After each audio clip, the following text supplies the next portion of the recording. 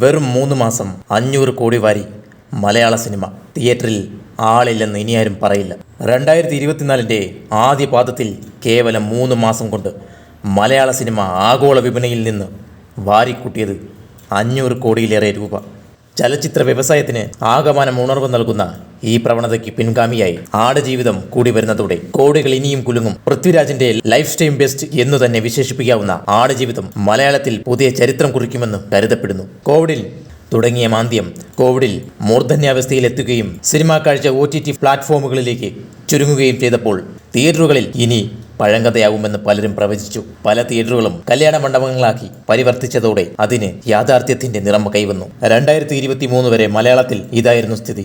ആ വർഷം ഹിറ്റ് ചാർട്ടിൽ ഇടം നേടിയത് ആകെ 5-6 സിനിമകൾ. അതിൽ തന്നെ 2023 ഡിസംബർ 21 റിലീസായ നേര് 2024 കൂടി പടർന്നു കിടക്കുന്ന സിനിമയാണ്. 50 കോടിക്കും 100 കോടിക്കും ഇടയിൽ ബിസിനസ് കരസ്ഥമാക്കിയ നേരിന് മുടക്കുമുതൽ 12 കോടിയാണെങ്കിൽ വേൾഡ് വൈഡ് ഗ്രോസ് കളക്ഷൻ 81 കോടി രൂപയായിരുന്നു. സാറ്റലൈറ്റ് OTT ഓവർസീസ് അവകാശങ്ങൾ അടക്കം കണക്കാക്കുമ്പോൾ 100 കോടി ക്ലബ്ബ് ചിത്രം തന്നെയാണ് നേര്.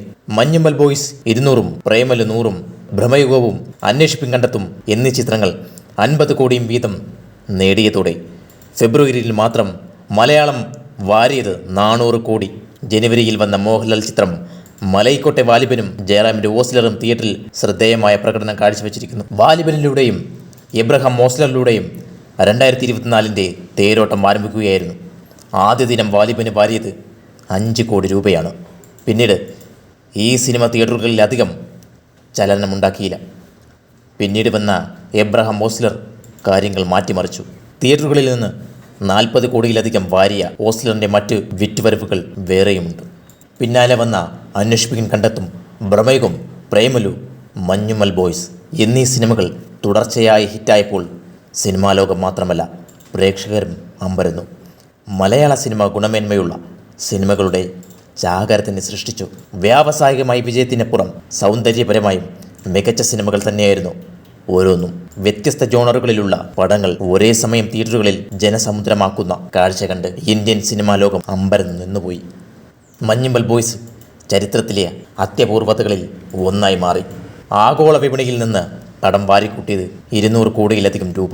സൂപ്പർ താര സാന്നിധ്യമില്ലാത്ത ഒരു മലയാള സിനിമയ്ക്ക് ഇത്രയധികം കളക്ഷൻ ലഭിക്കുന്നതും അത് സർവകാല റെക്കോർഡിലേക്ക് കുതിക്കുന്നതും പഠനാർഹമാണ്. ഏതെങ്കിലും ഒരു പ്രത്യേക താരത്തിൻ്റെ 200 കോടി പിന്നിട്ട മഞ്ഞുമ്മൽ ബോയ്സിൽ നിന്നും 1000 കോടിയുടെ വിജയഗാഥ പറഞ്ഞ പഠാനിലേക്കുള്ള യാത്രയും മലയാള സിനിമയെ സംബന്ധിച്ച് അപ്രാപ്യമല്ല എന്ന് പറയേണ്ടിയിരിക്കുന്നു. രണ്ടാം മൂഴം പോലെയുള്ള മോഹിപ്പിക്കുന്ന പ്രോജക്റ്റുകൾ യാഥാർത്ഥ്യമായാൽ ഇതൊക്കെയും മലയാള സിനിമയിൽ യാഥാർത്ഥ്യമാവുന്നതേയുള്ളൂ.